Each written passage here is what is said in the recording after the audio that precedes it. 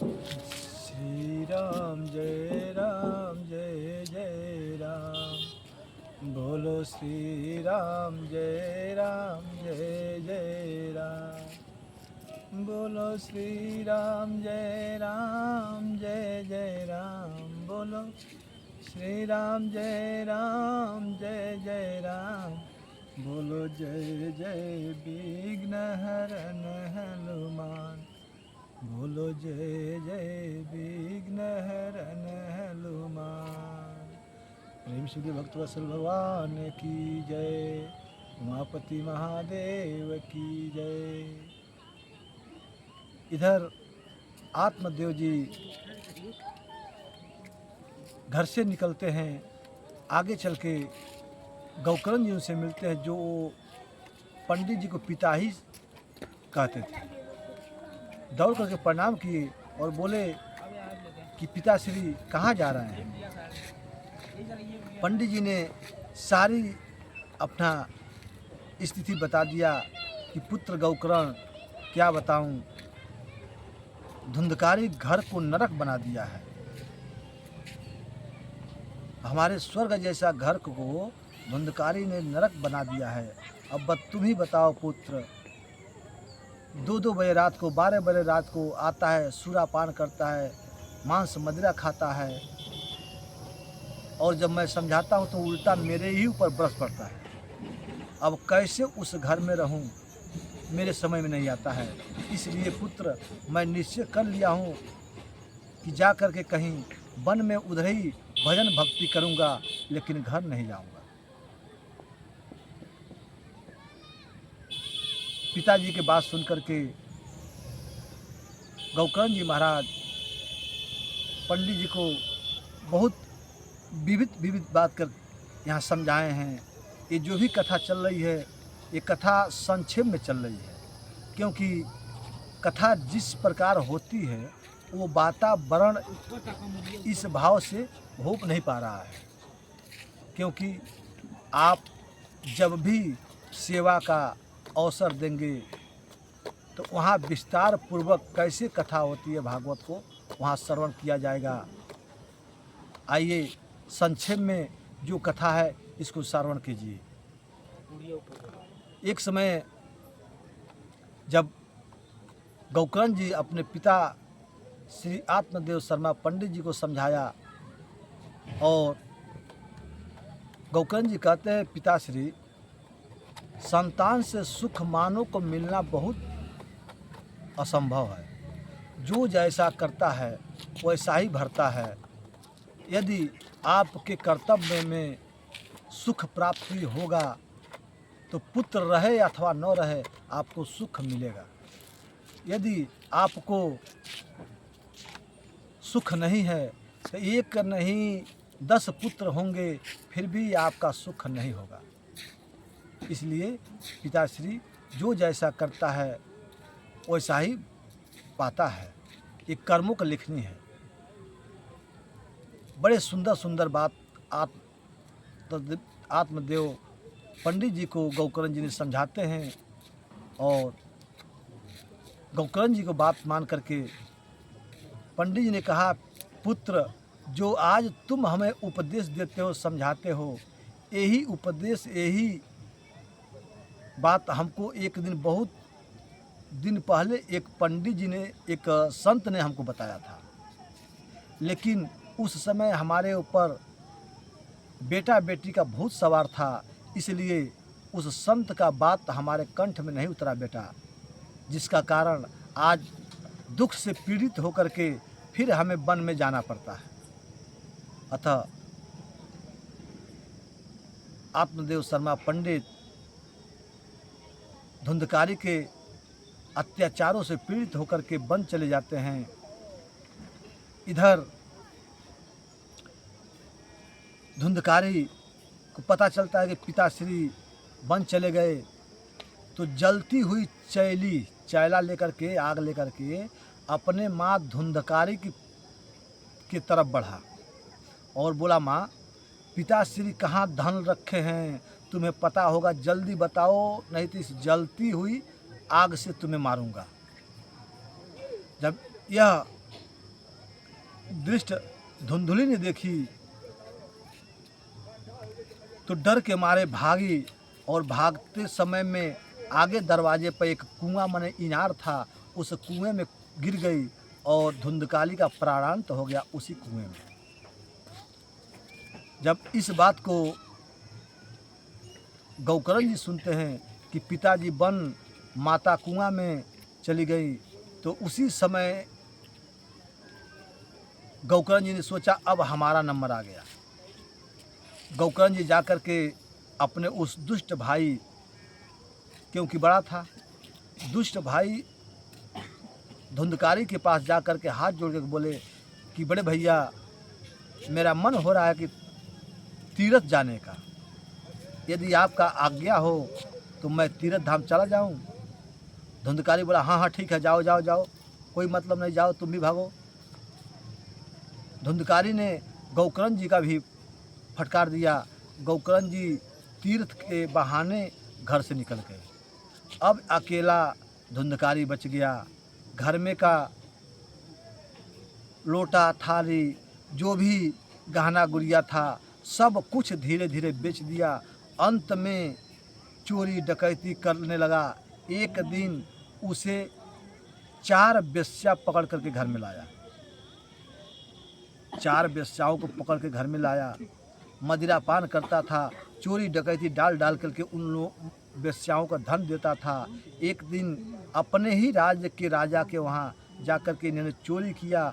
बहुत से धन दौलत, हीरा मोती जवाहर लूट करके लेके आया, घर में रख दिया। वो वेश्याओं ने आपस में राय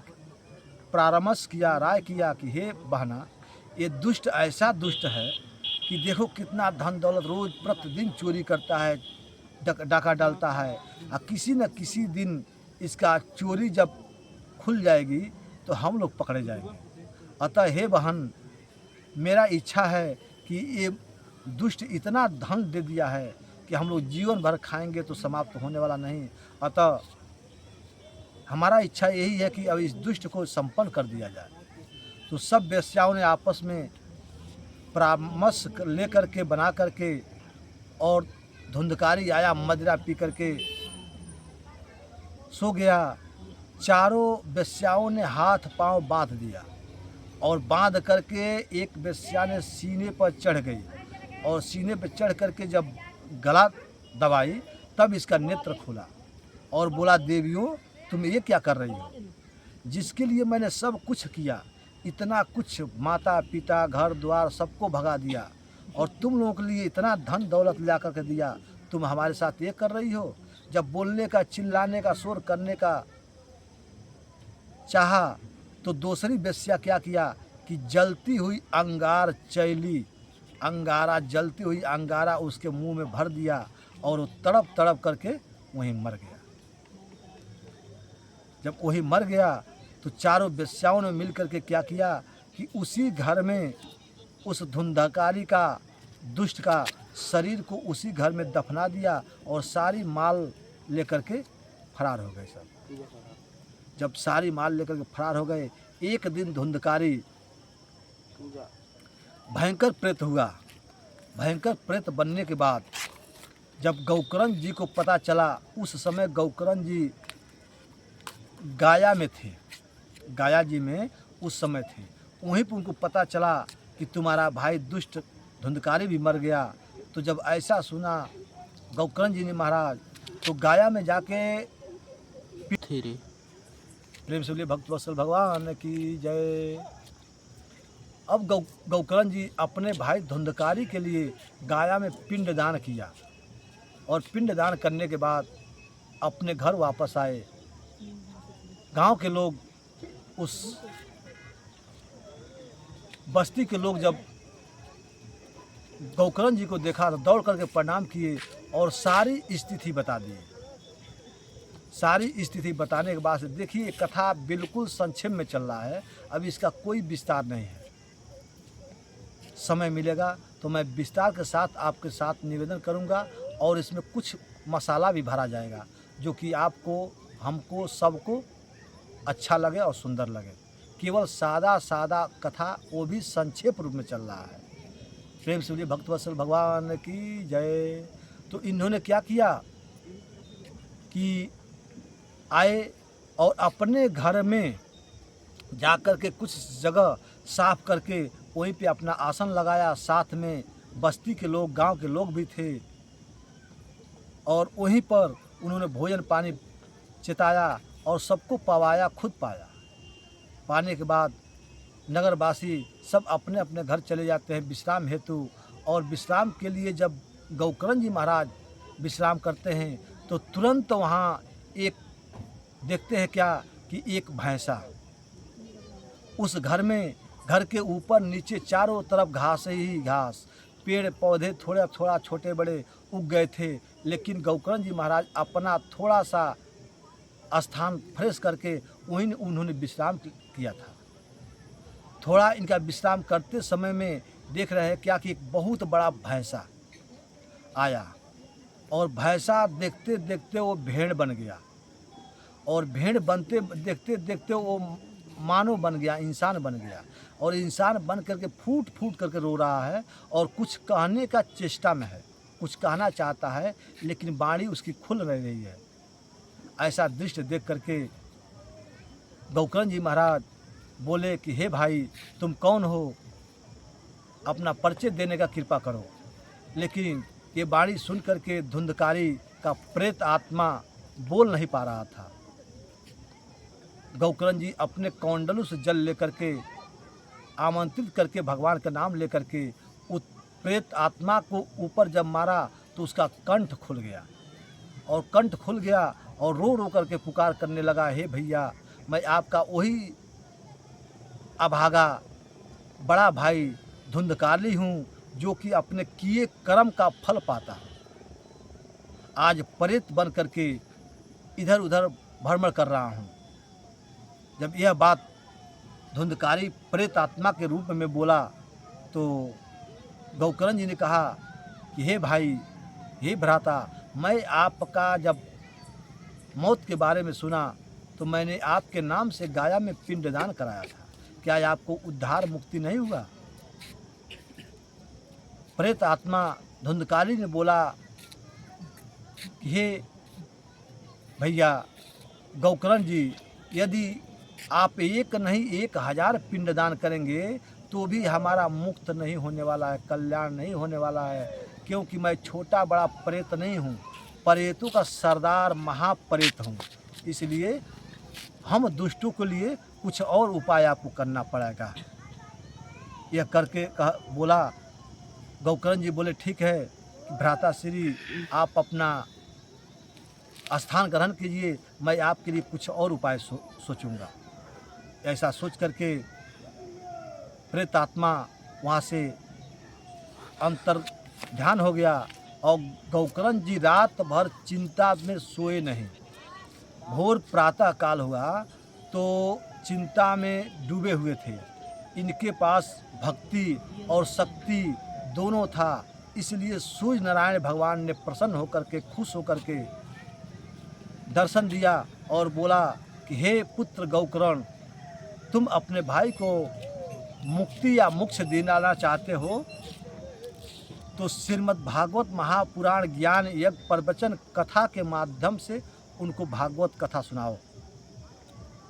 यदि भागवत कथा सुनाओगे तो उनको निश्चित रूप से तुम्हारे दुष्ट भाई का उद्धार होगा। यह कह करके सूर्य नारायण प्रभु अपने धाम को चले गए और दूसरे दिन गौकर्ण जी पूरा गांव को इकट्ठा किया, सब भाई बंधु को बुलाया, माता बहनों को बुलाया और तुरंत उसी दिन से यज्ञ प्रारंभ कर दिए। प्रेम से बोलिए यज्ञ भगवान की जय, भागवत महापुराण की जय। तो वहीं से उन्होंने श्रीमद् भागवत का विस्तार किया, जो भागवत सूत जी महाराज सनकादिक ऋषि को सुनाते हैं। यही भागवत श्री